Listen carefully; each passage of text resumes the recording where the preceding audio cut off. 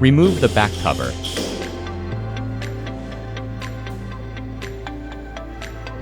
Remove the screws of the module.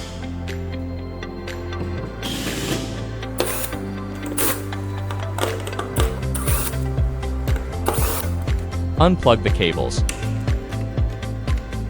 Remove the module.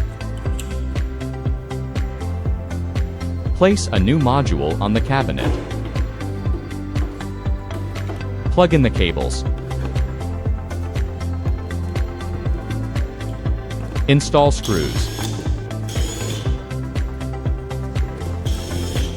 Install the back cover.